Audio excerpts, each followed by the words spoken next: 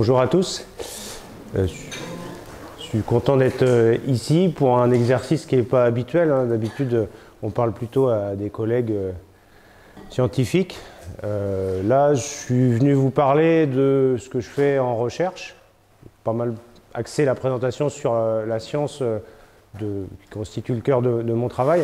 Mais si j'ai bien compris, un aspect important de cette présentation, c'est aussi l'orientation pour vous.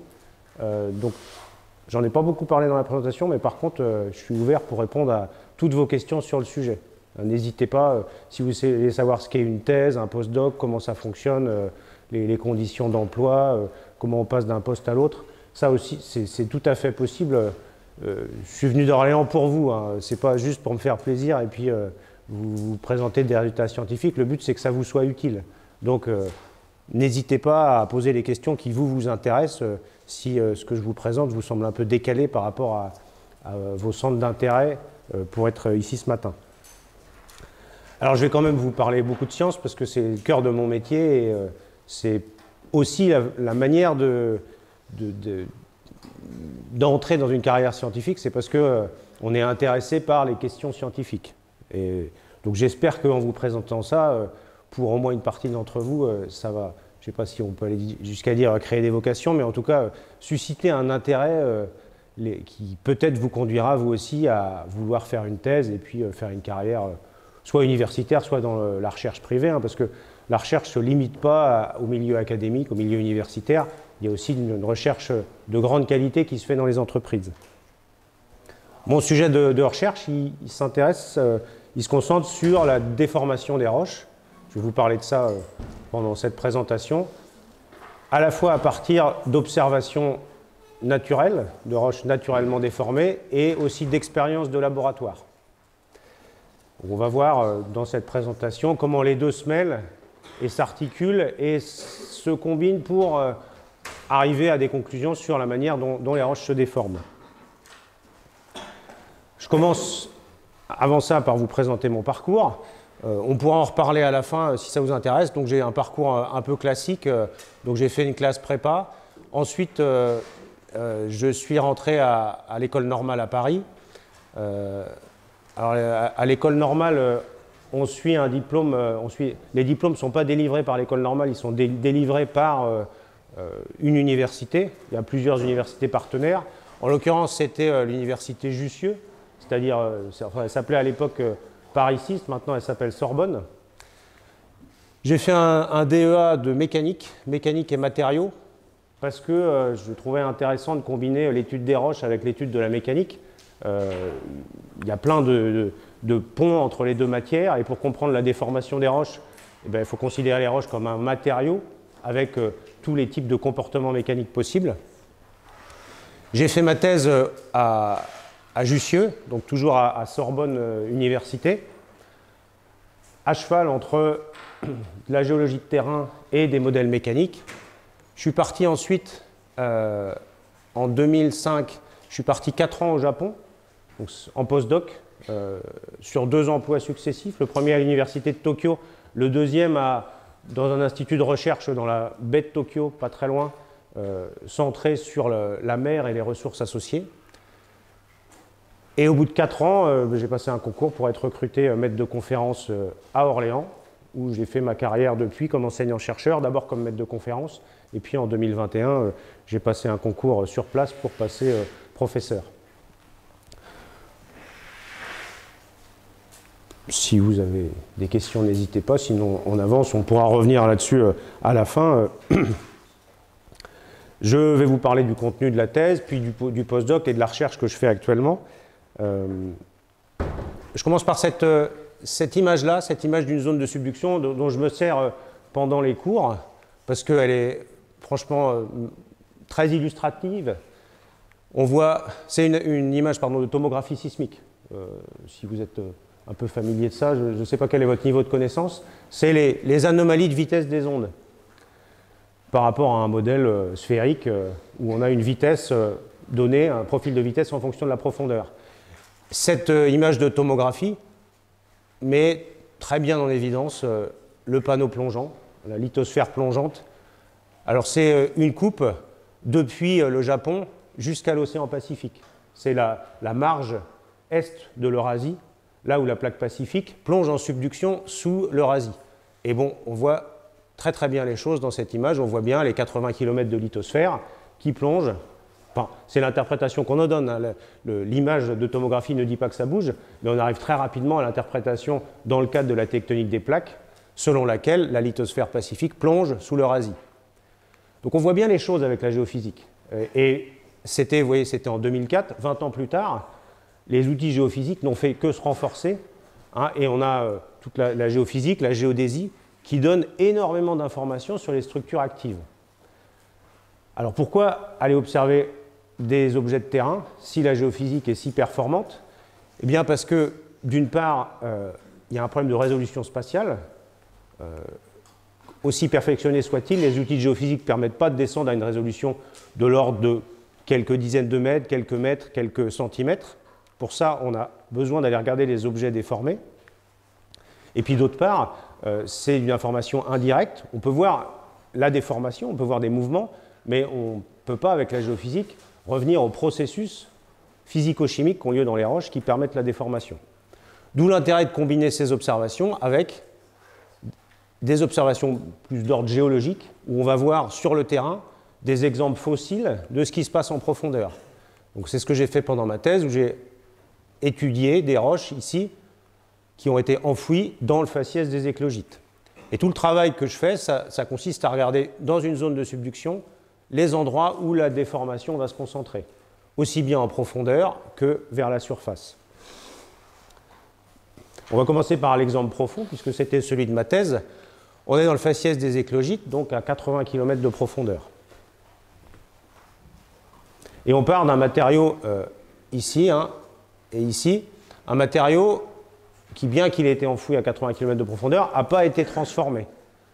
C'est, dans le faciès métamorphique, c'est une roche de base de croûte continentale, dans le faciès des granulites, et vous voyez qu'il y a une foliation métamorphique issue du faciès granulitique. Ça, c'est l'état de départ, c'est le matériau de départ. C'est une roche foliée qui est enfouie, qui était en base de croûte, et qui est enfouie dans le cadre d'une subduction, la subduction calédonienne, donc à peu près 400 millions d'années, qui est enfouie jusqu'à 80 km de profondeur.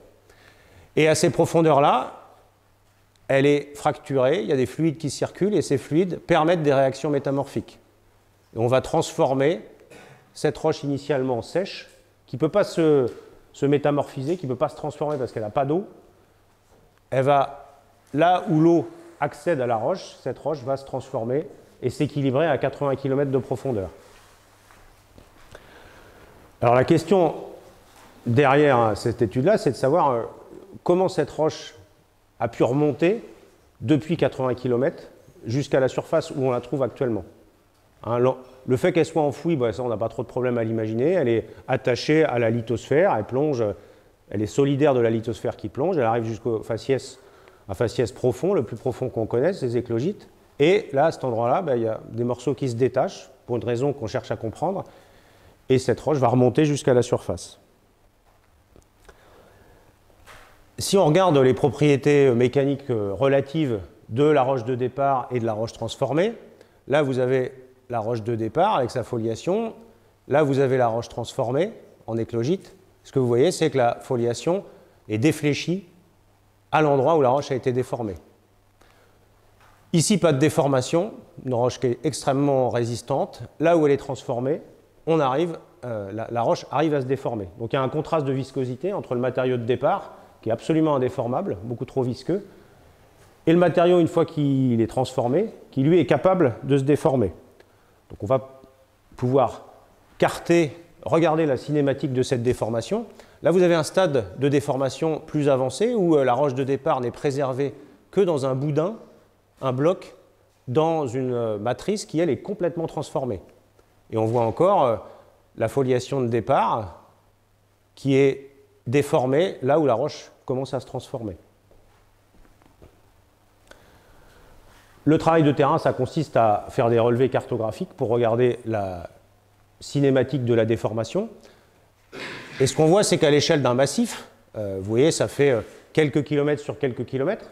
Donc là, le travail, ça consiste à sillonner tous les chemins, et puis parfois sortir des chemins pour aller observer les roches et mesurer les directions de la déformation. Là, les directions de la déformation, c'est ce qu'on appelle la cinématique. Aller mesurer l'essence de cisaillement et de regarder quelle est la cohérence d'ensemble et comment cette déformation peut se comprendre dans un schéma plus général de subduction et d'une neurogénèse. Donc là, ce qu'on voit, c'est que les directions de mouvement sont très homogènes à l'échelle de l'ensemble du massif. Donc ce n'est pas du tout quelque chose qui est aléatoire. Il y a bien une déformation, une géométrie qui a un sens à grande échelle. Si on reconstruit, je vais sauter quand même quelques étapes, si on reconstruit cette déformation dans le cadre de la subduction de la plaque Baltica, ici sous la plaque Laurentia, peu importe comment elle s'appelle, mais cette granulite est emmenée dans la plaque inférieure jusqu'aux profondeurs éclogitiques, et c'est là qu'elle commence à se transformer en une roche éclogitique qui est beaucoup plus déformable et qui va former des grandes bandes de cisaillement qui permettent de détacher des écailles. Et ces écailles, une fois qu'elles sont désolidarisées de la lithosphère plongeante, du manteau, elles vont pouvoir commencer à remonter. Donc à partir des observations de terrain, on arrive à ce modèle un peu conceptuel où ce qui compte, c'est la viscosité. Tant que la roche est indéformable, elle est entraînée en profondeur, et dès qu'elle commence à former des zones plus déformables, moins visqueuses, il y a des écailles qui se détachent et qui remontent vers la surface. Ça, c'est pour ce qui permet à ces écailles de remonter. La force motrice pour faire remonter les choses, aussi bien pour les enfouir que pour les faire remonter, tout ce qui contrôle la convection au sens le plus large possible, c'est les contrastes de densité. Pour qu'une roche remonte, il faut qu'elle soit moins dense que ce qu'il y a autour. C'est aussi simple que ça. Et donc là, si on regarde la granulite de départ, on est à des densités qui sont de l'ordre de 3 grammes par centimètre cube. Quand elle est complètement éclogitisée, elle a une densité de presque 3,4 grammes par centimètre cube. C'est-à-dire une densité plus importante que le manteau. Et là, on tombe sur un autre problème, c'est-à-dire que si cette roche crustale se transforme complètement, elle est plus dense que ce que le manteau qu'il y a autour. Donc elle n'a pas de raison de remonter. Ce qui veut dire qu'il y a une espèce d'équilibre. Il faut qu'elle soit en partie transformée pour pouvoir être moins visqueuse et que des écailles puissent se détacher. Mais par contre, il ne faut pas qu'elle se transforme complètement parce que là, elle n'a plus de raison de remonter. Ok, elle est moins visqueuse, mais il n'y a plus de raison qu'elle remonte puisqu'elle est plus dense que le manteau qu'il y a autour. Ce qui nous a amené à définir un espèce de paramètre qui prend en compte à la fois le contraste de densité de cette roche crustale par rapport au manteau et sa viscosité. Et en fonction de la réaction, là vous avez l'avancement de la réaction. 0, c'est la roche de départ. 1, c'est la roche complètement éclogitisée. Eh bien, on passe par un optimum dans lequel à la fois la roche est moins visqueuse et elle reste moins dense que le manteau. Et donc, il y a une force motrice qui conduit à la remonter, à la faire retourner vers la surface, là où on la trouve actuellement. Et ce nombre adimensionnel, il se conçoit dans le cadre d'un écoulement de type couette, c'est-à-dire un écoulement entre deux panneaux infinis, un écoulement unidimensionnel. Et c'est là où on ajoute aux observations de terrain des modèles mécaniques relativement simples. Et pour décrire ces écoulements dans ce canal, la possibilité pour des morceaux de la roche de remonter, ce qui m'a plu dans cette approche mécanique, c'est qu'elle s'est appuyée sur des travaux qui datent des années 50, qui décrivent la circulation automobile dans un système de route avec des feux. Et la manière dont on décrit les flux de voitures, c'est la même manière dont on décrit des écoulements dans des tubes ou entre deux plaques minces infinies. Et c'est à partir des résultats de ces études sur la circulation automobile que j'ai défini le nombre adimensionnel que je vous ai présenté auparavant et qu'on explique comment cette roche, à un moment donné, réussit à remonter en fonction de sa densité et de sa viscosité. Et si je vous ai mis cette diapo-là, c'est justement pour illustrer que ce qui est intéressant dans un travail de thèse, c'est de croiser un peu les disciplines. On part d'observations de terrain, on monte un modèle mécanique, et ce modèle mécanique, il s'appuie lui-même sur des travaux plus théoriques qui peuvent venir d'autres disciplines. Et c'est à ce moment-là que le travail devient vraiment riche. J'en termine avec la thèse. Je déroule les choses chronologiquement, sans me préoccuper de trouver un lien logique entre les choses, puisque c'est comme ça que la vie est faite. Hein. On passe d'un travail à un autre travail, et parfois, il y a des discontinuités. Donc le postdoc au Japon, c'était une opportunité d'emploi, par le biais d'une bourse offerte par le gouvernement japonais. D'ailleurs, Laurette qui est en haut en a bénéficié aussi, donc vous pourrez lui poser des questions plus en détail si vous voulez. Alors si on cherche une continuité en termes de contenu, il y en a quand même une, puisque j'ai continué à travailler sur les zones de subduction, mais cette fois dans la partie superficielle, où on a à peu près les mêmes questions, c'est-à-dire comment les roches se déforment, comment, une fois qu'elles sont enfouies, elles remontent vers la surface. Qu'est-ce que sont toutes ces zones-là, les zones en bleu? Est-ce que ce sont des failles? Les zones où la déformation va se concentrer? Et pour ça, on dispose au Japon d'exemples naturels, d'exemples de terrain qui permettent d'observer ce qui se passe en profondeur. C'est toujours la même idée, hein, la géologie structurale, c'est qu'on va regarder à l'affleurement des objets qui un jour ont été à 5, 10, 20 km de profondeur, et on peut savoir ce qui se passe en profondeur actuellement en s'appuyant sur des exemples fossiles remontés à la surface. Voilà un de ces exemples, je vous le remontrerai par la suite. Là, vous avez l'échelle, là, c'est le marteau. C'est des turbidites. Donc, je ne sais pas si vous voyez ce que c'est, des turbidites.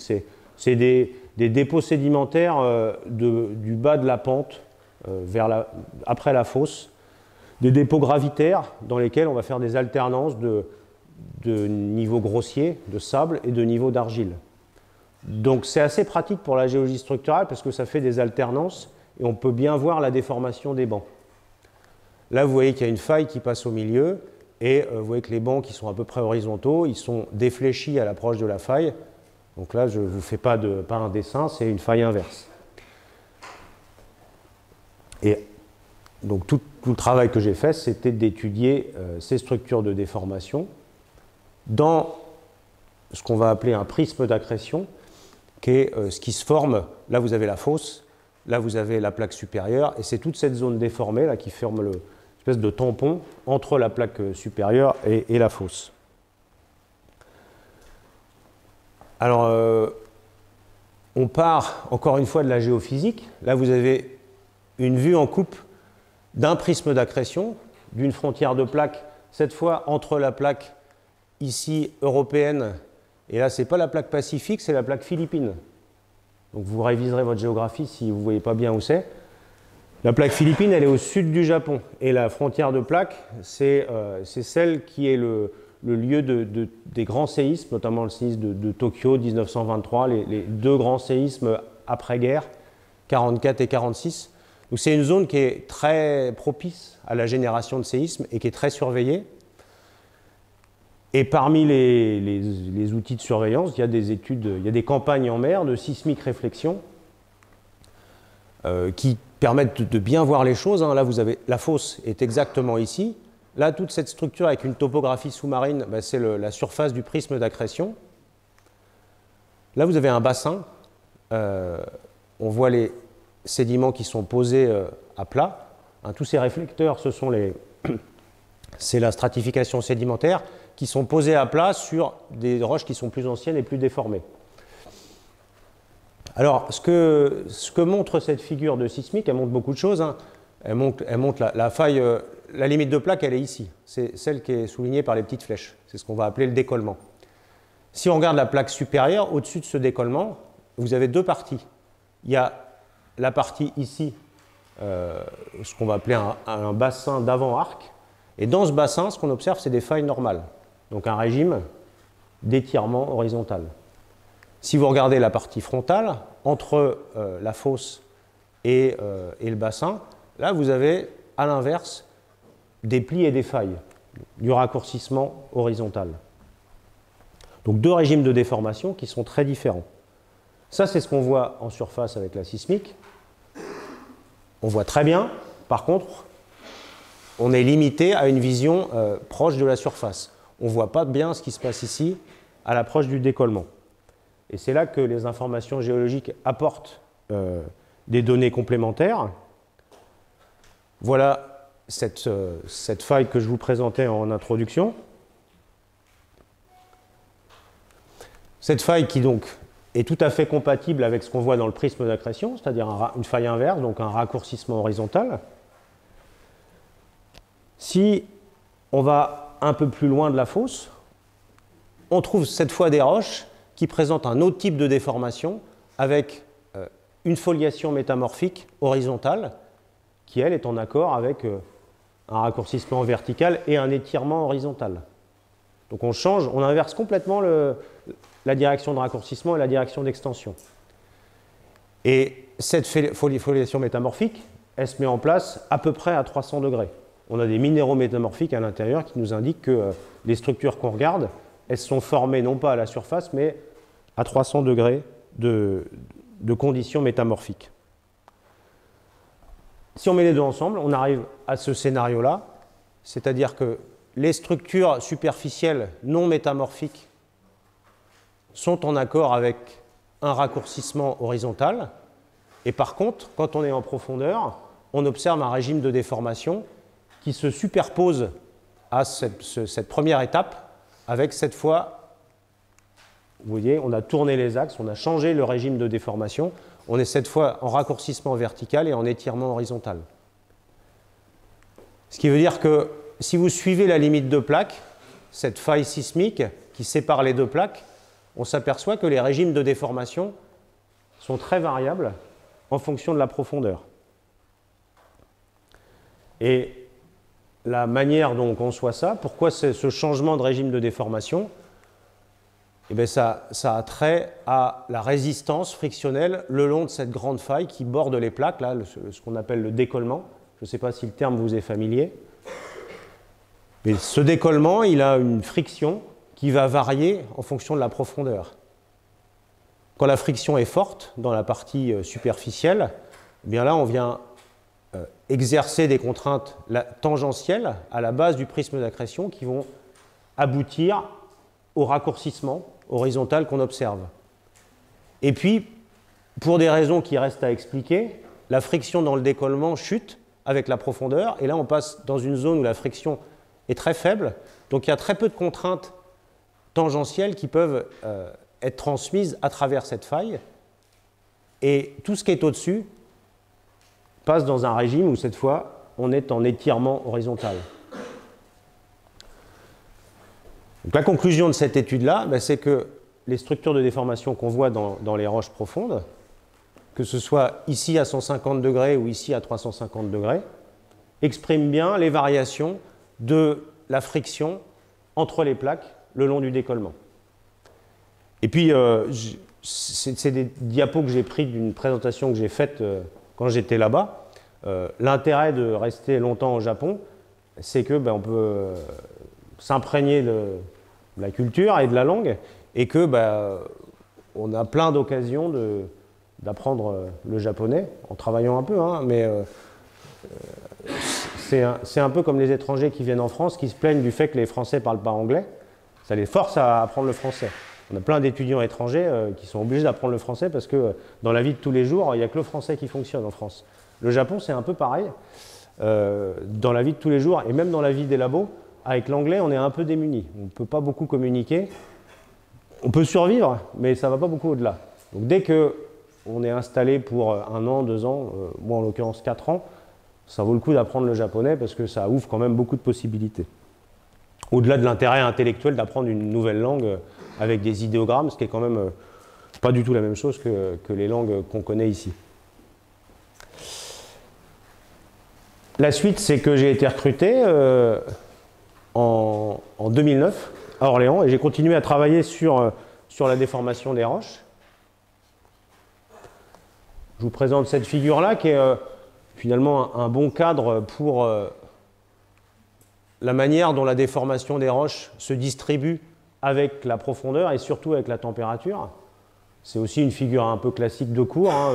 Vous avez la partie superficielle jusqu'à 350 degrés où les roches se déforment de manière cassante. C'est des termes qui vous parlent peut-être, ça, hein, dans des failles, la déformation est à plusieurs termes. On dit cassante, on dit parfois fragile. Et puis, quand on passe plus en profondeur, on a d'autres mécanismes de déformation, d'autres structures de déformation. Et là, la déformation est plutôt de type visqueuse, avec une limite entre les deux qui est contrôlée par la température. Ça, c'est le cadre général. Les roches qui correspondent à ça, là, vous avez une roche prise dans le cœur d'une faille, à 250 degrés, donc une faille dans ce domaine-là, cassant. On reviendra après sur comment elle est formée. Et puis, plus en profondeur, on a une roche foliée, cette fois qui s'est formée dans une grande zone de cisaillement qui forme une limite de plaque, à 800 degrés. Donc, vous voyez, on n'est pas du tout dans les mêmes conditions. 800 degrés, 8 kilobars. On trouve une foliation, comme dans les roches superficielles. Mais cette fois, si on regarde la manière dont les minéraux se déforment, là, vous avez l'orientation cristallographique de ces minéraux. Ça, ce sont des pyroxènes, vous voyez, qui sont très allongés du fait de la déformation. Chaque grain est allongé, hein, c'est un grain. Et tous ces grains, ils prennent une orientation cristallographique particulière, avec, là, en l'occurrence, c'est l'axe C du pyroxène, l'axe cristallographique C, qui vient se mettre parallèle à l'alignation. Donc ça, peut-être que vous n'avez pas encore vu ça, mais une déformation qui aboutit à réorienter les minéraux et à changer leur forme, c'est une déformation de type plastique. La plasticité, c'est ce qui a lieu dans toute la métallurgie. Et c'est des concepts développés dans la métallurgie qui ont été importés aux sciences de la Terre après la Seconde Guerre mondiale. Et bon, vous voyez bien comment ça se fait, hein, la métallurgie, le travail des métaux, c'est quand même plutôt un travail à chaud. Ben, c'est pareil pour les roches, ces mécanismes, ils n'ont lieu qu'à haute température. Dès que la température est trop faible, eh bien, on est obligé de déformer les roches avec d'autres mécanismes plutôt fragiles, plutôt de la fracturation. Alors la manière dont on étudie ça en laboratoire, je vais vous présenter très rapidement la déformation à haute température, et puis après, on s'apesantira plus, on se concentrera plus sur les failles. Pour reproduire ce qui se passe à haute pression et haute température, on fait en laboratoire des expériences dans les mêmes conditions de pression et de température que les roches naturelles. Si on veut déformer des roches à 20 kilobars, donc 60 km de profondeur, eh bien, on va leur appliquer en laboratoire 20 kilobars de pression.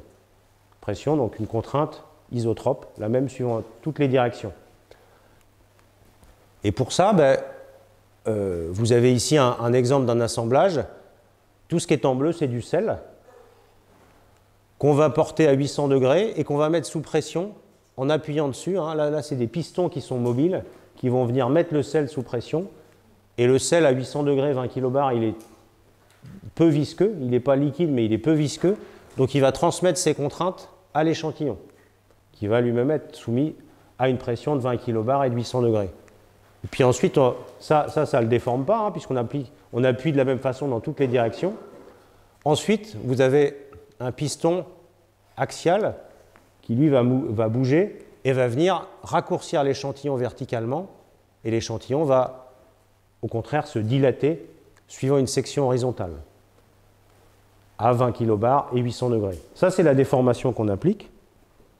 Je vous montre un exemple. Vous avez à gauche une roche naturelle non déformée qui sert de matériau de départ. C'est une roche faite que de quartz. C'est un quartzite. C'est une image en cathodoluminescence, hein, vous ne verrez pas ça au microscope optique.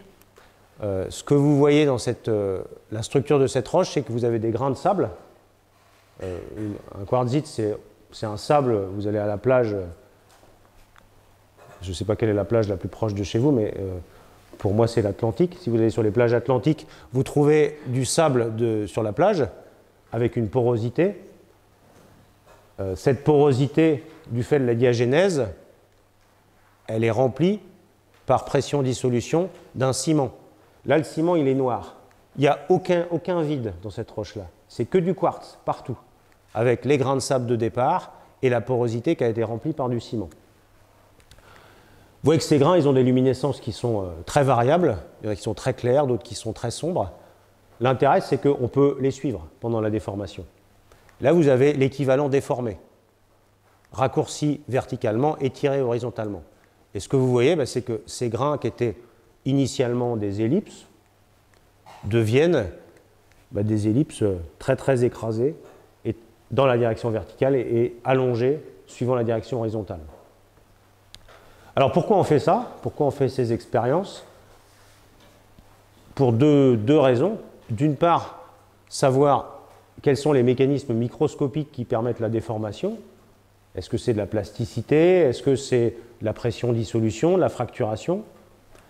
Et puis d'autre part, c'est obtenir une viscosité, des lois de comportement qui disent à telle pression, telle température, si on veut déformer le matériau à telle vitesse de déformation, quelle contrainte il faut exercer. Ça revient à estimer la viscosité du matériau. Donc voilà le but de ces expériences de déformation. Je vais remonter vers la surface pour plus me concentrer sur, cette fois, des expériences de déformation fragile. Alors c'est là où ça... Si, normalement ça ne marche pas, mais là...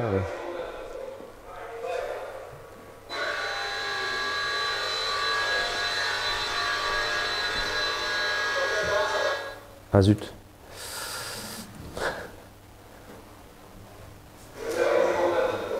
Bon, je vous le remontre.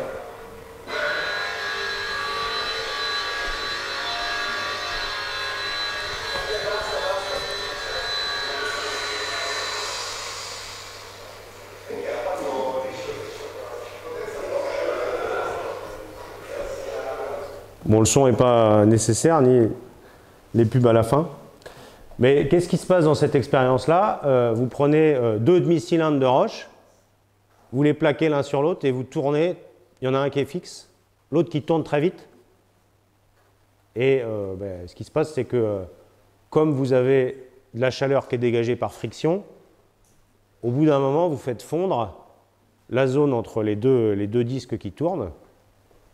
Et quand vous faites ça, vous faites chuter la résistance. Et c'est peut-être ce qui se passe au cœur des failles. Le but de ces expériences, c'est de proposer un modèle de ce qui se passe dans une faille pendant un séisme. Et ça a pas mal d'avantages, puisque ça explique pourquoi on a une instabilité de glissement. Un séisme, c'est une instabilité de glissement. Il faut commencer à glisser, et puis quand on commence à glisser, il faut faire chuter la résistance pour que le glissement continue et s'accélère. Il faut vraiment que vous ayez ça en tête. Un séisme, c'est un phénomène catastrophique, donc il faut trouver un mécanisme qui permette au glissement, au mouvement de s'accélérer. Et bon, si on fond, là ça marche assez bien, puisque on imagine bien que quand c'est fondu, ça va glisser sans frottement, et que donc le mouvement va partir. Donc voilà pourquoi certains collègues, ça c'est pas le travail qu'on fait à Orléans, mais il y a quelques labos. D'ailleurs, les premiers labos étaient au Japon. C'est un professeur qui s'appelle Shimamoto qui a développé ces dispositifs expérimentaux où on fait glisser très vite et où on fait fondre la roche avec l'idée que c'est ça qui se passe pendant les séismes. Alors, c'est peut-être le cas de ce qui se passe pendant les séismes. Peut-être que toutes les failles à la surface de la Terre fonctionnent comme ça.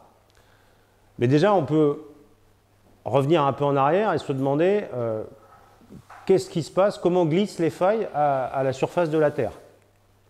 Est-ce qu'elles glissent suite à des séquences de séismes, ou alors est-ce qu'elles glissent en continu, sans séisme, sans instabilité? Évidemment, ce qu'on connaît tous, c'est les séismes. Donc ça donne l'idée, ça donne l'image d'un comportement mécanique des failles qui serait simplement systématiquement sismique, où toute la déformation serait la suite de séquences de séisme, de séquences où la faille est bloquée pendant la période intersismique, et puis R-rond, on a un glissement rapide pendant un séisme. Quand on regarde les catalogues de séismes, on s'aperçoit que cette image, elle est relativement fausse. On a une bonne partie du glissement sur les failles qui se fait de manière continue, sans instabilité. Donc c'est représenté sur ces deux figures. Là, vous avez ce qui s'appelle le couplage sismique entre 0 et 1. Ça consiste à représenter la fraction du mouvement des plaques, puisqu'on regarde les failles qui sont aux frontières de plaques, la fraction du mouvement relatif entre deux plaques qui est acquis par des séismes successifs. Quand vous avez 1, ça veut dire que tout le mouvement relatif entre les plaques est le fruit de séismes successifs. Quand vous avez 0, ça correspond à un mouvement relatif qui est le fruit uniquement d'un glissement continu. Donc ce qu'on voit, c'est qu'on a des valeurs ici qui sont variables, mais qui sont quand même assez faibles. Ce qui veut dire que les séismes ne rendent compte que d'une petite partie, à peine 50%, du mouvement relatif entre les plaques. Regardons en détail une zone très sismique et très étudiée, dont je vous parlais auparavant. Là, vous avez la plaque Eurasie, là, vous avez la plaque Pacifique. C'est là où le séisme de 2011 a eu lieu, au Japon. Hein, vous vous souvenez peut-être de ce séisme-là, un des plus grands séismes historiques. La centrale de Fukushima qui a subi des dommages importants. Bref, un séisme et un tsunami qui ont eu des conséquences terribles. Si on regarde le comportement de cette frontière de plaques, vous avez ici ce qui s'appelle le couplage, cette fois intersismique. Ça représente la manière dont la plaque supérieure est collée à la plaque inférieure. Quand c'est 100%, ça veut dire que le mouvement des deux est le même. Si la plaque inférieure bouge de 1 cm par an, la plaque supérieure bouge de 1 cm par an vers l'ouest. Quand c'est 0, ça veut dire que les deux sont libres de glisser l'une par rapport à l'autre, et le mouvement de la plaque inférieure n'entraîne pas du tout de mouvement dans la plaque supérieure. Là où il y a eu le séisme, c'est là où, entre deux séismes, il y a un couplage de 100%. C'est-à-dire que la plaque inférieure entraîne la plaque supérieure avec elle, il n'y a pas de mouvement relatif, elles sont solidaires, et donc tout ça va raccourcir la plaque supérieure jusqu'au séisme prochain qui va relâcher toute l'énergie accumulée. Donc là, on a une zone propice à des séismes. Mais si vous regardez entre deux zones rouges, vous avez des zones où le couplage sismique tend vers 0. Là, les plaques glissent sans contrainte, sans la plaque inférieure glisse sans entraîner de mouvement dans la plaque supérieure. On n'a pas de couplage, on n'a donc pas d'accumulation d'énergie dans la plaque supérieure et pas de séisme. Donc ce qu'on voit sur cette image-là, c'est la manière dont le couplage peut varier très fortement sur une même marge, avec les mêmes roches, sans qu'on comprenne vraiment ce qui distingue ces variations, ces cas de figure. Et là, vous avez un exemple de faille sismique à un endroit et asismique à un autre. Mais voilà ce que nous apprend la géophysique. Après, on est un peu bloqué dans ce qu'on peut dire. Et c'est encore une fois, comme dans ce que je vous présentais auparavant, on va avoir recours à des exemples de terrain pour essayer de comprendre, distinguer des failles sismiques de failles qui ne sont pas sismiques. Donc prenons un exemple de terrain dont je vous ai déjà parlé. Une grande faille au Japon dans un prisme d'accrétion fossile. La faille, c'est ça. Hein, c'est à peu près 20 cm de matériaux broyés, avec des clastes, des grains, dans une matrice noire. Et de part et d'autre, vous avez des roches métamorphiques qui ont subi des conditions assez significativement différentes. Hein. En dessous, la roche est passée à 240 degrés de conditions métamorphiques, au-dessus de 190 degrés. Là, c'est la vue en coupe reconstruite. Donc cette faille, c'est cette faille à peu près plate. Si on reconstruit les déplacements sur cette faille, on aboutit à, c'est pas très précis, mais c'est plusieurs dizaines de kilomètres de déplacement. Donc imaginez que là, sur cette zone qui fait 10-20 cm d'épaisseur, cette partie-là a glissé de 30 km par rapport à celle-là. Donc ça fait des quantités de déformation qui sont très importantes. Et la question qui se pose, c'est est-ce que ce déplacement de 30 km, c'est la suite de centaines, milliers de séismes, ou alors c'est un glissement progressif, continu, sur des centaines de milliers d'années, des millions d'années. Pour répondre à cette question, on est obligé d'aller regarder ce qui compose cette zone de faille. Et on va avoir recours à un instrument, on s'écarte un peu de la déformation pour y revenir, on va aller regarder la matière carbonée qui est présente dans ces roches. Alors ça, c'est des photos prises au microscope électronique à transmission qui vous montrent la structure de la matière carbonée. Là, c'est les grains. Vous voyez, là, vous avez 1000 angstroms, 100 nanomètres. Là, vous avez le réseau cristallin.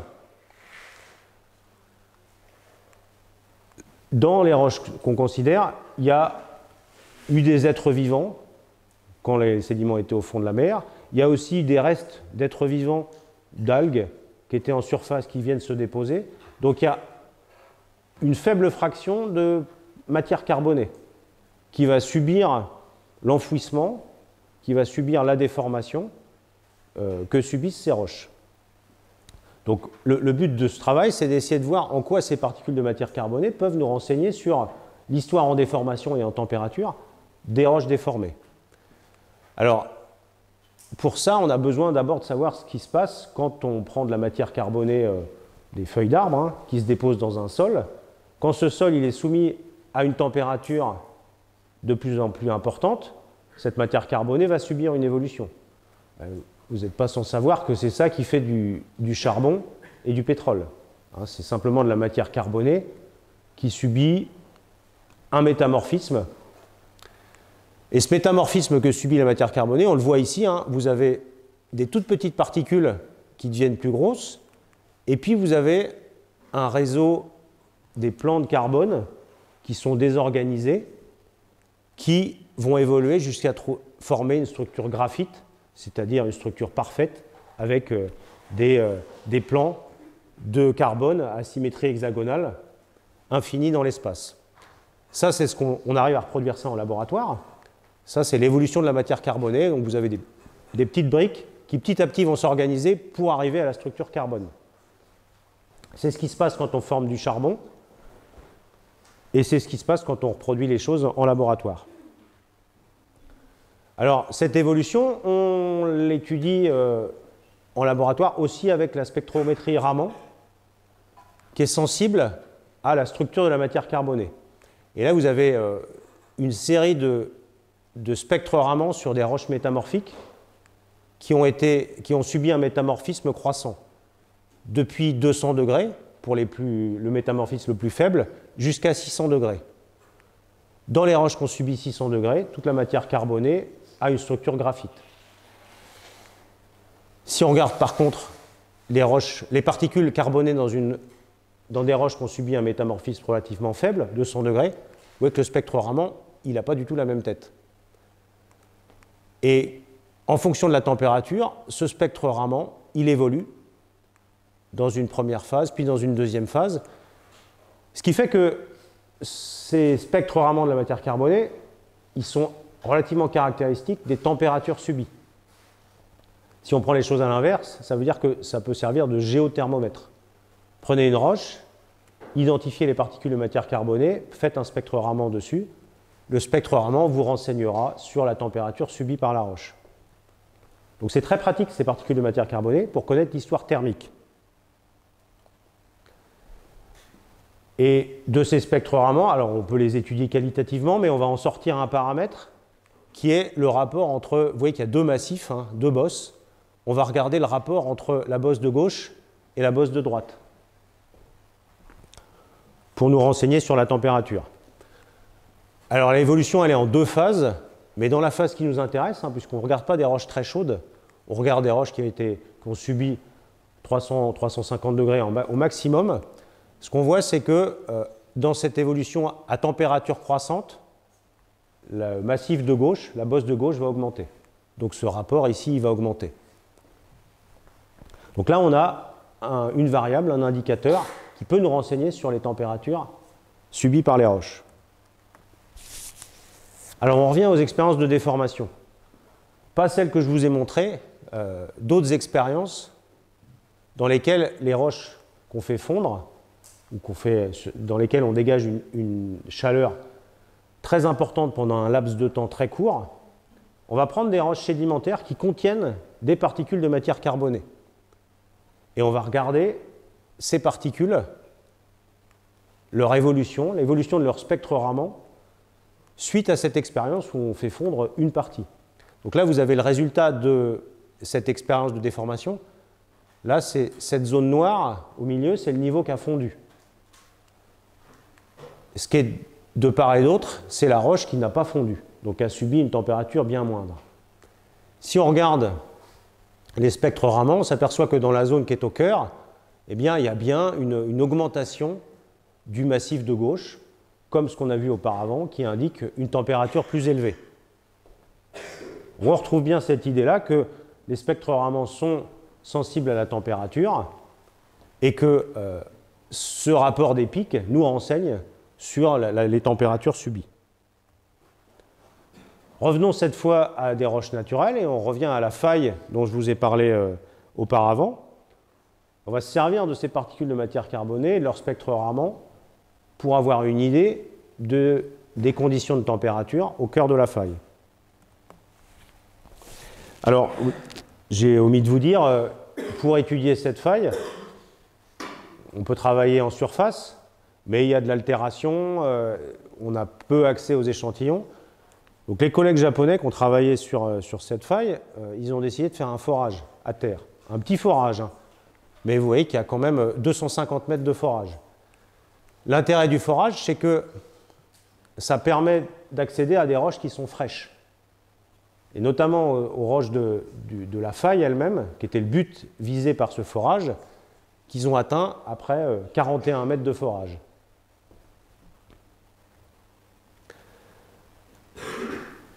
Voici une lame mince un échantillon de cette zone de glissement.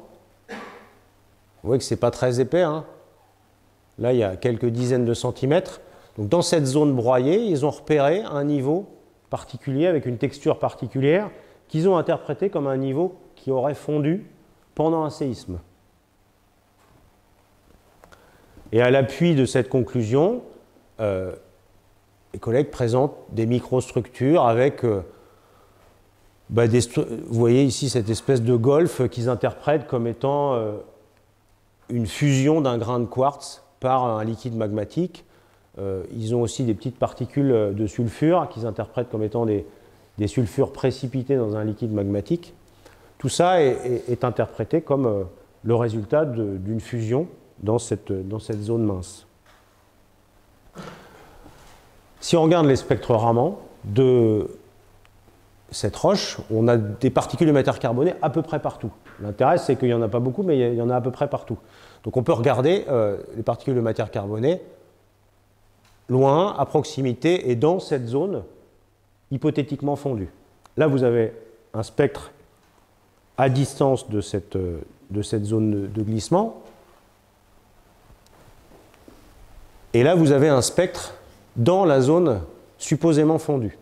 Donc on voit bien hein, le pic ici, le pic de gauche, plus élevé que dans la roche à distance de cette zone fondue. Et là, on a fait un profil entre A et B dans lequel on regarde ce rapport d'intensité du pic de gauche sur le pic de droite. On voit bien que dans la zone qui aurait fondu, on a ce rapport qui est plus élevé, en accord avec l'idée que c'est une zone qui a subi une température plus importante. Là où ça pose problème, c'est que vous voyez qu'il y a une rupture. Ici, c'est un profil en marche d'escalier. C'est-à-dire que dans la zone fondue, entre guillemets, vous avez des rapports plus faibles, et dès que vous en franchissez la frontière, on retombe à des valeurs qui sont très basses.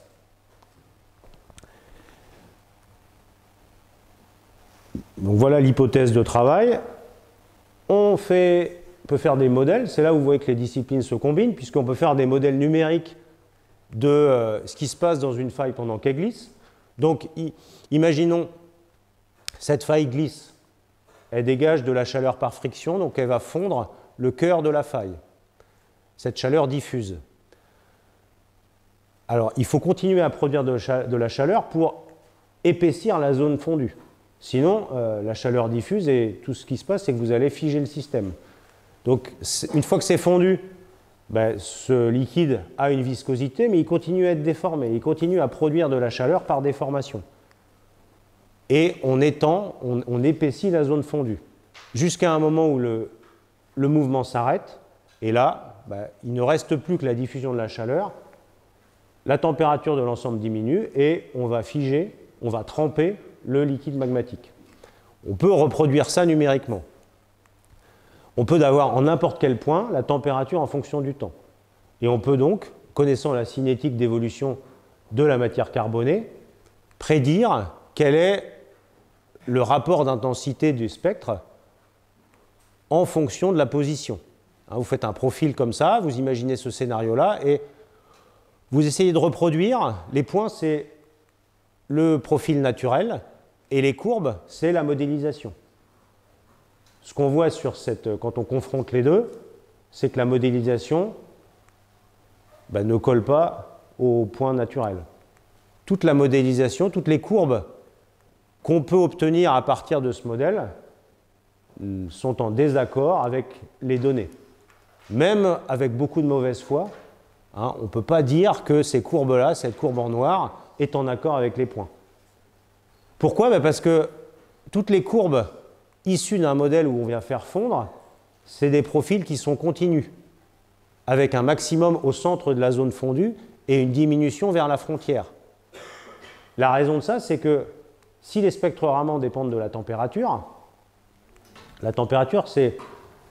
c'est lié à la diffusion de la chaleur, donc les profils de température, ils sont toujours continus. Il n'y a jamais de marge d'escalier. Donc on aboutit à une espèce d'incompatibilité, de désaccord entre le modèle qu'on propose, où la température a toujours des profils continus, et où les spectres Raman, eux, montrent des discontinuités.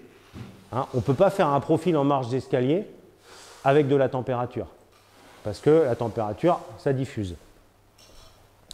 Donc finalement, l'hypothèse qu'on avait faite, tout allait bien, mais on se rend compte que l'idée qu'ici ça aurait fondu et que c'est ces températures élevées qui seraient responsables de ces valeurs élevées du spectre Raman, c'est une idée qui finalement ne fonctionne pas. Donc on est obligé de reprendre le problème et de se dire qu'est-ce qui pourrait, si ça n'a pas fondu, peut-être que ce n'est pas une faille sismique, peut-être que ça n'a pas fondu et peut-être qu'il y a une autre explication pour rendre compte des valeurs anormales des spectres Raman au cœur de cette zone.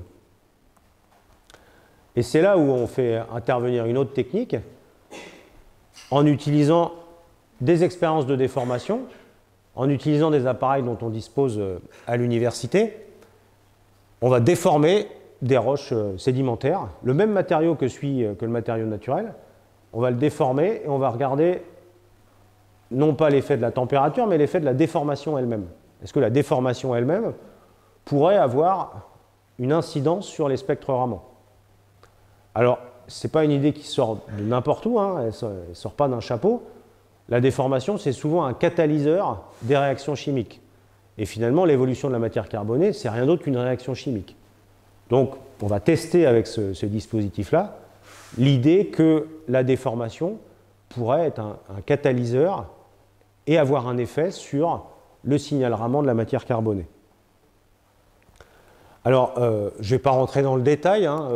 Vous avez différentes géométries de déformation. Je vous ai présenté celle-là.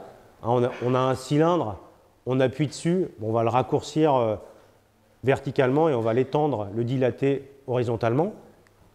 Vous avez aussi un dispositif un peu plus sioux, où cette fois vous prenez une fine tranche de matériau, vous la mettez entre deux pistons indéformables coupés à 45 degrés. Et imaginez ce qui se passe quand vous appuyez ici, vous raccourcissez verticalement, ça va aboutir à décaler les pistons et à faire en sorte que vous allez cisailler fortement cette petite galette de matériaux. Donc l'avantage de ce système-là, c'est qu'on peut atteindre des quantités de déformation qui sont beaucoup plus importantes. Alors on applique ça à cette roche sédimentaire. J'ai oublié de préciser dans les expériences de déformation, on peut travailler à basse pression, on peut travailler à haute pression, ce n'est pas les mêmes dispositifs. Là, l'expérience à basse pression, ce qu'on voit, c'est qu'on fait des fractures. On ne déforme pas du tout l'échantillon de manière homogène, on va faire des fractures où la déformation va être très intense. À haute pression, c'est pareil, on a la partie déformée, hein, c'est uniquement celle qui est au cœur, elle a des grandes quantités de déformation.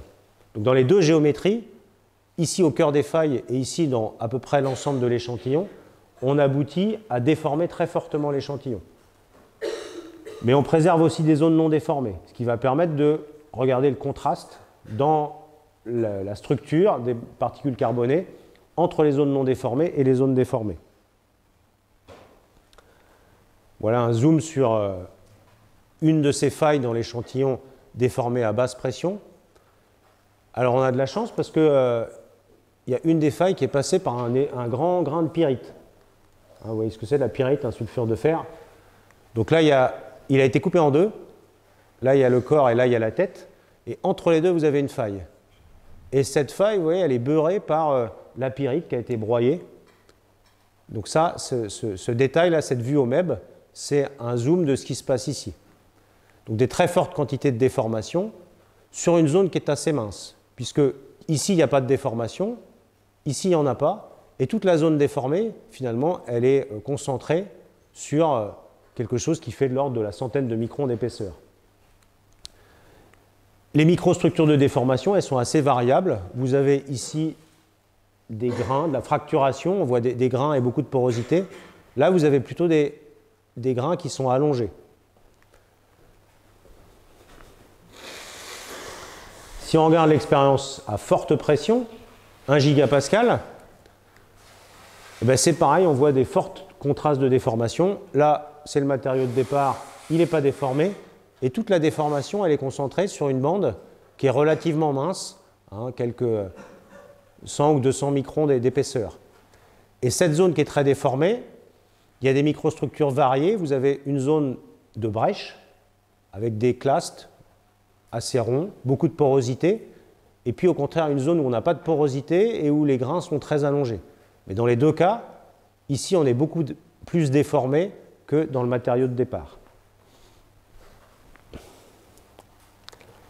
Alors notre intérêt, hein, c'était de regarder les spectres Raman entre les zones pas déformées et les zones déformées.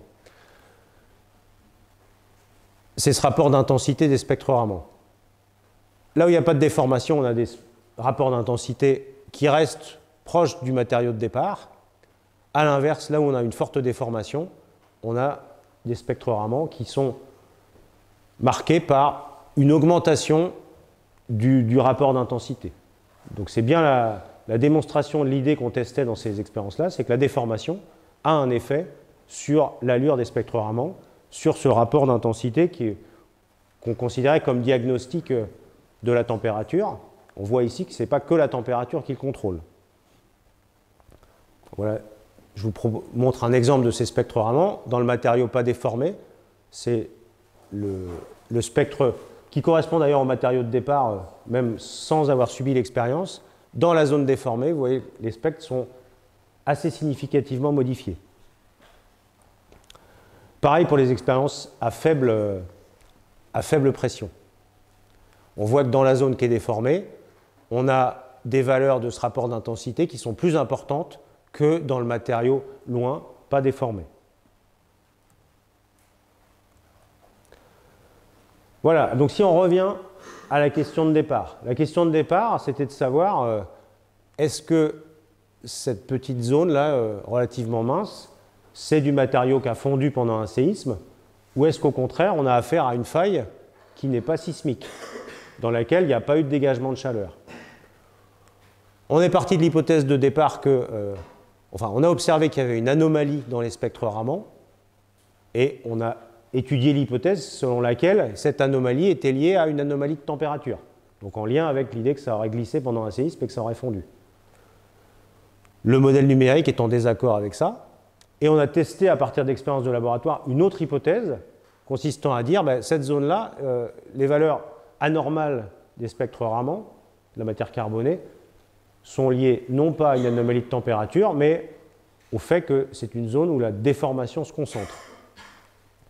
Et les expériences de laboratoire ont confirmé cette hypothèse, confirmé l'idée que la déformation a pour effet de catalyser l'évolution de la matière carbonée d'accélérer son évolution et conduit aux valeurs anormales des spectres Raman qu'on observe dans cette zone qui visiblement a concentré la déformation.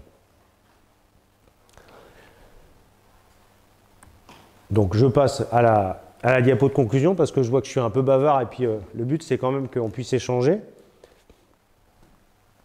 Donc vous ignorez la partie de droite pour l'instant. On part de cette idée-là que les failles sont sismiques, qu'elles glissent pendant les séismes et qu'il y a une fusion du cœur des failles pendant les séismes. On forme ce qu'on va appeler des pseudo-tachylite et que le résultat de cette fusion par friction, fusion frictionnelle, c'est des anomalies dans le spectre Raman, les anomalies qu'on observe. Ça, c'était l'idée de départ, l'hypothèse de départ. Et vous voyez qu'on aboutit à une idée qui est relativement différente, puisque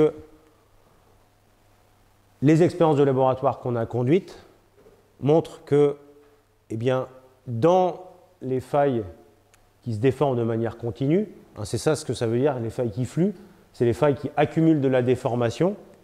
Et bien, cette déformation très importante qui se localise dans les failles peut aussi conduire aux anomalies qu'on observe dans les particules de matière carbonée.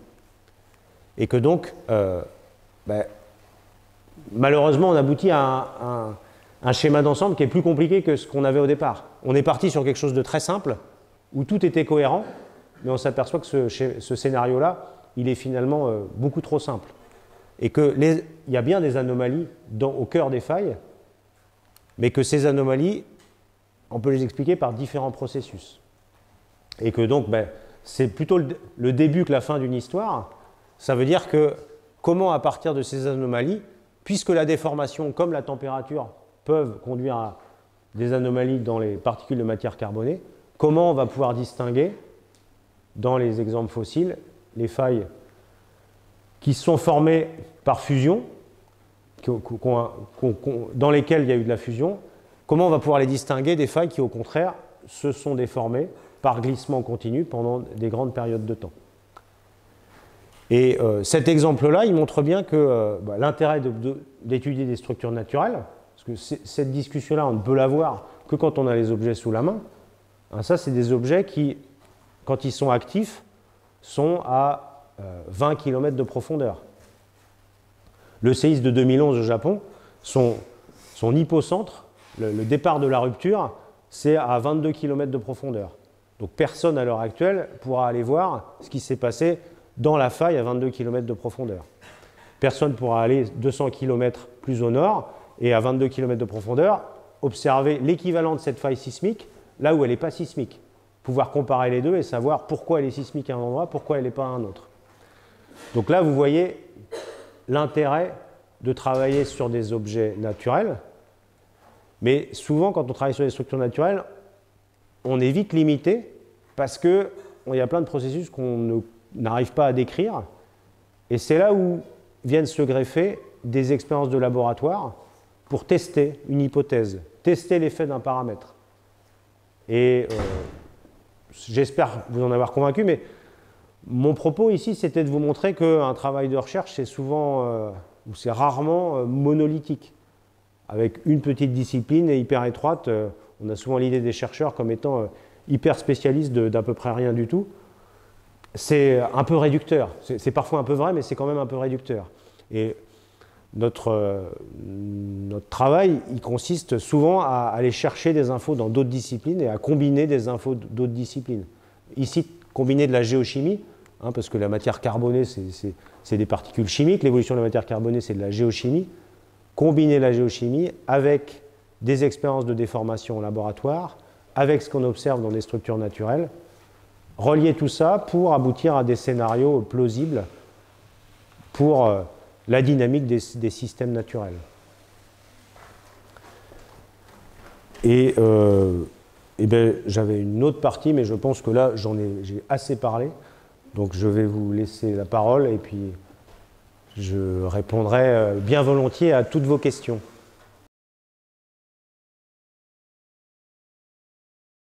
Alors, oui, de plus en plus, oui. Ça, c'est quand même encore assez éloigné d'une quelconque application. On est d'accord. Quelque chose dont je ne vous ai pas parlé, je travaille aussi sur les argiles dans les failles. D'autres expériences de laboratoire dans lesquelles on essaie de voir à quelles conditions les argiles peuvent se déshydrater et dans quelle mesure cette déshydratation peut conduire à des instabilités de glissement. Donc ça, c'est des recherches qui sont plus directement connectées au séisme et à la prévision, ou prévision, c'est peut-être pas le bon terme, la prédiction de séismes réels.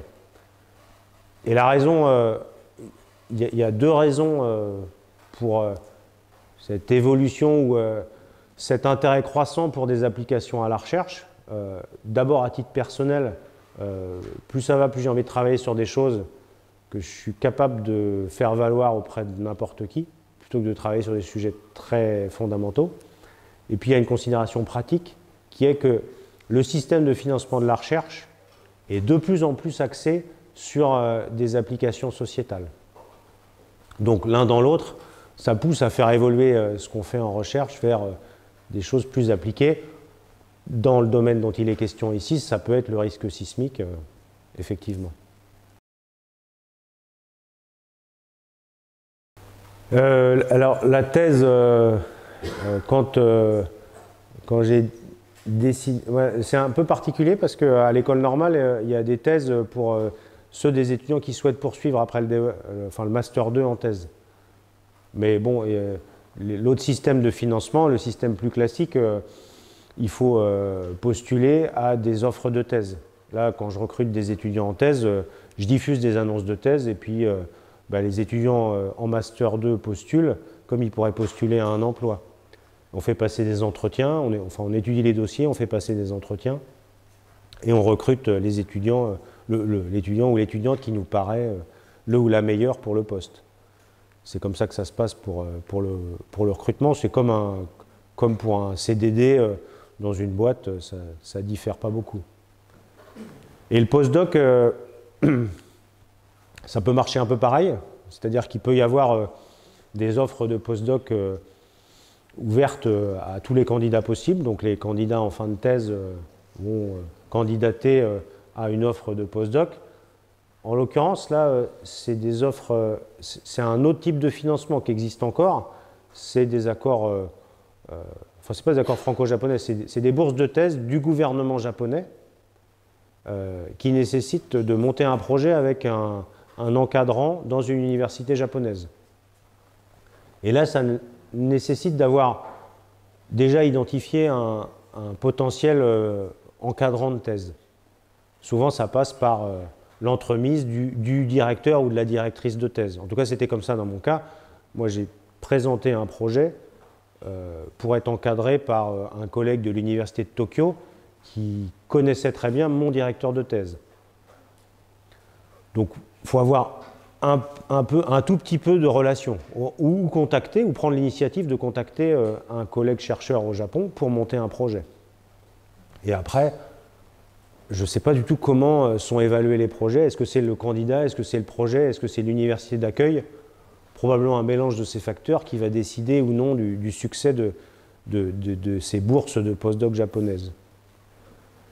Mais, je parlais du Japon, mais ça existe dans pas mal de pays. Des bourses gouvernementales de postdoc qui nécessitent de monter un projet dans un labo d'accueil pour réaliser ce projet de postdoc. Il y a les bourses Humboldt en Allemagne. Enfin, il y a ça dans ce système-là, il existe dans à peu près tous les pays. Facile, je dirais qu'il y a quand même pas mal d'offres. Là, je m'adresse à mes collègues parce que j'ai pas plus d'informations là-dessus. J'ai l'impression quand même qu'il y a pas mal d'offres. Ça s'est un peu ouvert. Il y a un moment où il y avait un réel engouement pour les thèses et pour les postdocs, ce qui faisait que c'était très sélectif. J'ai l'impression que c'est un peu moins sélectif. Donc c'est possible de trouver un postdoc. La question, c'est plutôt est-ce que c'est pertinent? Parce que dans ma vision des choses, qui n'est pas forcément universelle, la thèse, ça a un intérêt quel que soit la carrière future, parce que c'est une période de formation. C'est pas la même formation que, c'est pas les mêmes modalités que quand on est en classe et qu'on assiste à des cours, on est plus passif, mais néanmoins on est encore en formation, on apprend des choses entre le début et la fin de sa thèse. Donc les étudiants qui font une thèse, les thésards ou les thésardes, ça leur est toujours bénéfique, quel que soit leur devenir futur. Le postdoc, c'est déjà un choix d'orientation dans le milieu de la recherche. Alors en fonction des domaines, ça va plutôt être la recherche universitaire ou ça va être la recherche plutôt à vocation industrielle, donc plutôt vers des entreprises privées. Donc là, il faut évaluer l'employabilité, hein, c'est pas un joli mot, mais la manière dont le postdoc peut après être converti en un emploi pérenne. Et pour tout ce qui est de la recherche, je ne parlerai pas de la recherche privée parce que je n'ai aucune idée du potentiel d'emploi, mais pour ce qui est de la recherche universitaire, il n'y a quand même pas beaucoup d'offres d'emploi. Il y a des recrutements qui ont quand même très largement décru, aussi bien à l'université que dans les institutions de recherche comme le CNRS. Donc s'engager dans un postdoc très fondamental avec l'idée qu'on va être recruté au CNRS ou on va être recruté dans une université, c'est un choix à peser avec beaucoup de prudence. Et on a tous dans nos laboratoires des étudiants qui ont fait une thèse, qui ont fait un postdoc, 2 postdocs, 3 postdocs, qui n'ont jamais trouvé de poste, et puis qui en conçoivent une certaine amertume, à juste titre, parce que ils ont été mobiles pour aller prendre un postdoc aux États-Unis, puis un postdoc au Japon, puis un postdoc en Allemagne. Ils ont tout sacrifié dans l'hypothèse d'un recrutement qui ne vient pas toujours. Donc, la recherche universitaire est intéressante, mais il faut quand même peser un petit peu les chances de réussir, et puis il faut se garder la possibilité de partir. De se dire, ça ne marche pas, c'est pas grave, c'était intéressant, je vais faire autre chose. Et pas trop s'obstiner quand ça ne veut pas. Parce qu'il y a quand même moins de postes. Moi, quand j'ai été recruté, il y a 15 ans de ça, il y avait quand même beaucoup plus d'offres d'emploi. On vivait un peu une époque d'insouciance et cette époque est révolue. Et vous qui êtes confrontés aux conditions actuelles du marché de l'emploi pour ce qui concerne le milieu universitaire, il faut être un petit peu plus prudent et pas trop se bercer d'illusions.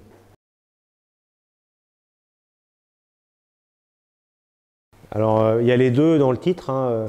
Il y a l'enseignement et la recherche. Dans les textes, c'est moitié-moitié. On est censé consacrer la moitié de son temps professionnel à l'enseignement et la moitié à la recherche. Je ne sais pas si je devrais le dire parce que je suis filmé, mais moi je passe plus de temps à faire de la recherche qu'à faire de l'enseignement. C'est-à-dire que le volume de cours, il est le même. Alors, on a tous une charge d'enseignement équivalente à 192 heures par an. 192 heures par an, et on estime qu'une heure faite devant les étudiants, c'est 4 heures de temps de travail, à peu près. Donc vous voyez, ça fait à peu près 800 heures dans l'année. Et un service complet, c'est 1600 heures. C'est vraiment des chiffres approximatifs. Donc le concept derrière ce métier d'enseignant-chercheur, c'est que voilà, entre les cours en salle et préparation, correction des examens, l'enseignement prend la moitié du temps et la recherche prend la moitié du temps. Mais d'un collègue à l'autre, c'est vraiment extrêmement variable. Et moi, maintenant que tous mes cours sont faits, je ne dis pas que je fais mal mes cours et que je ne m'y intéresse pas, mais les cours sur la tectonique des plaques, les cours sur la sismologie, il y a des choses qui sont assez fondamentales, qui sont prêtes. Une fois que le cours est prêt, je ne le change pas d'une année à l'autre ou je le change à la marge. Donc finalement, dans mon activité quotidienne, en moyenne, je passe plus de temps à faire de l'enseignement, à faire de la recherche que de l'enseignement. La difficulté dont peut-être vous ont parlé les intervenants précédents, c'est que dans cette part consacrée à la recherche, il y a le travail de recherche qui est la partie intéressante et il y a la partie recherche de financement qui est la partie amont. C'est-à-dire pour faire de la recherche, il faut avoir du financement et le financement ne pousse pas sur les arbres, il nécessite de monter des projets avec des taux de succès qui sont parfois faible. Et on peut s'épuiser un peu à monter des projets qui échouent les uns après les autres et ça consomme une part importante du temps. Et quand les projets échouent, les projets de financement échouent, c'est du temps qui est quand même principalement perdu. Alors il y a des passerelles entre le métier d'enseignant-chercheur et le métier de chercheur. Il y a des chercheurs CNRS qui sont ensuite qui passent professeurs. Dans le sens inverse, c'est moins fréquent. Mais au-delà de cet aspect partage du temps, il y a quand même un intérêt dans le métier d'enseignant pour la recherche. Dans le sens où il y a quand même un renouvellement des cours, des nouveaux cours à monter, ça veut dire être obligé de se replonger dans des connaissances de base. Et c'est vrai qu'en recherche, on a parfois tendance à se focaliser un petit peu trop, être trop pointu sur trop peu de choses, à ne pas revenir en arrière, à ne pas retravailler les fondamentaux. Et l'avantage, en tant que chercheur, d'être enseignant, c'est que régulièrement, je suis obligé, parce que pour les besoins de l'enseignement, j'ai besoin d'expliquer des choses fondamentales ou des choses plus compliquées, mais je suis obligé de retourner à de la littérature que je ne connais pas très bien. Je suis obligé de re-questionner mes propres connaissances parce que je dois les expliquer à d'autres. Ce qu'on a moins quand même comme contrainte quand on est juste chercheur. Et donc je trouve que finalement c'est assez fructueux ce dialogue entre la partie enseignement et la partie recherche du point de vue de la recherche, du point de vue de la recherche de connaissances. On est obligé en tant que chercheur, en tant qu'enseignant-chercheur, de re-questionner ses propres connaissances parce qu'on enseigne.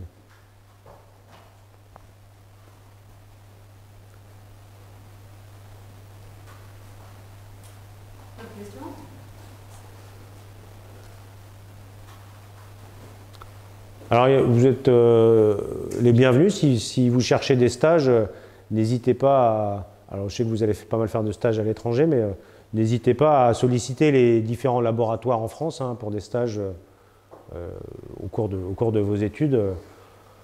Parce que une carrière, une thèse, un postdoc ou une carrière dans la recherche, ce n'est pas une présentation d'une heure qui va vous décider. C'est probablement plus en faisant des stages dans les labos de recherche que vous découvrirez ou non un goût pour ce travail-là. Ceux qui sentent un léger frétillement à l'idée de faire un peu de recherche, n'hésitez pas à aller développer ce sentiment-là ou au contraire vous convaincre que ce n'est pas ça que vous voulez faire en venant faire l'expérience d'un stage de recherche dans un laboratoire. Que ce soit à Nancy ou ailleurs, il y a quand même des systèmes de mobilité à l'échelle de la France qui sont bien faits, des logements étudiants et des labos qui sont prêts à vous recevoir.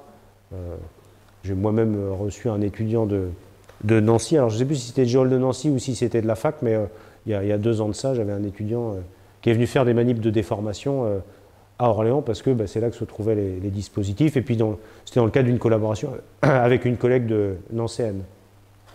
Donc il y a plein de possibilités de faire des stages.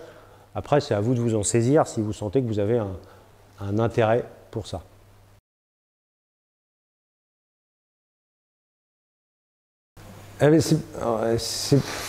C'est en en retraçant la biblio. C'est pas moi qui avais trouvé cette info-là. Cet écoulement de couette, les auteurs qui l'appliquaient à la géologie, eux-mêmes citaient cet article d'hydrodynamique des fluides et des flux de voitures. Donc j'ai eu un peu de mal à mettre la main dessus, mais c'est pas moi qui vraiment était... qui suis allé le chercher dans une autre discipline. J'ai juste tiré le fil des références biblio.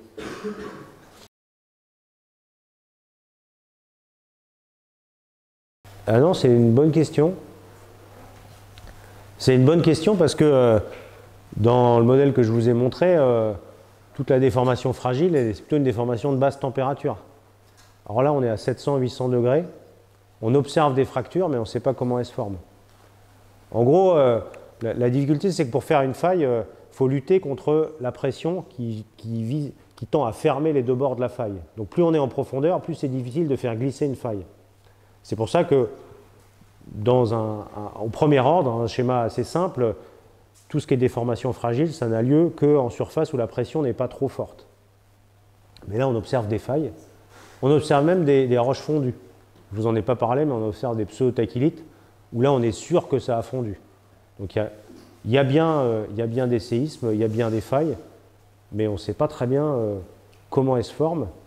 Et en plus, ces failles, elles conduisent de l'eau, puisque l'eau est nécessaire aux réactions, et on ne sait pas d'où vient l'eau. Elle vient de l'extérieur, mais où ça et pourquoi d'où est-ce que cette eau arrive, enfin, quelle est la source et quel est le trajet de cette eau jusqu'au cœur du massif granulitique. Je ne savais pas à l'époque où j'ai fait ma thèse et je ne crois pas qu'il y ait de réponse, même jusqu'à présent.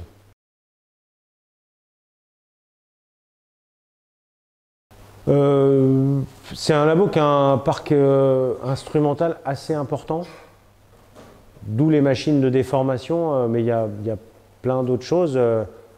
C'est un labo qui a aussi tout un parc instrumental pour faire de la magmatologie, pour étudier les équilibres de phase. Vous prenez une poudre avec une certaine composition donnée, vous appliquez telle pression et température donnée, et vous regardez les minéraux qui se forment à l'équilibre. Ça, c'est quand même, avant qu'on importe les machines de déformation, qu'on les développe, l'essentiel du labo, il était centré, de magmatologie, hein, il était centré sur les équilibres de phase. Et puis, maintenant, il y a plein d'instruments qui se sont greffés à ça, notamment des instruments qui visent à faire des mesures in situ. C'est-à-dire qu'on applique pression, température, on déforme ou pas, et on va regarder le signal infrarouge, si c'est des liquides silicatés. Moi, ce dont je vous parlais avec les argiles, c'est que je vais regarder le signal de diffraction aux rayons X des argiles en pression et en température, et en déduire l'état d'hydratation. J'ai un collègue qui fait des expériences de serpentinisation qui sont assez intéressantes. Il regarde la production d'hydrogène en lien avec la serpentinisation d'une poudre d'olivine, et il regarde la cinétique de ces réactions-là. Et les appareils de déformation, ils peuvent permettre d'étudier ce genre de problématiques de réaction et suivi des réactions en pression et en température. Il y a ça comme particularité. La deuxième particularité, c'est qu'on est à proximité géographique du BRGM, on est à 100 mètres du BRGM. Chez BRGM, c'est enfin, vous voyez ce que c'est l'Institut national qui s'occupe de géologie, qui est l'interlocuteur de toutes les collectivités, qui est l'expert en matière de risque.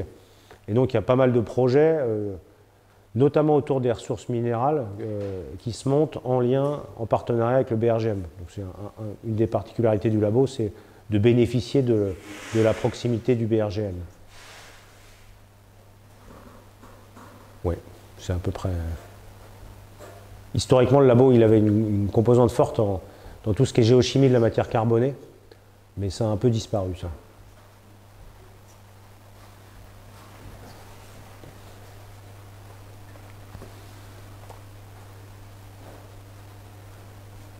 Est-ce que vous avez d'autres questions?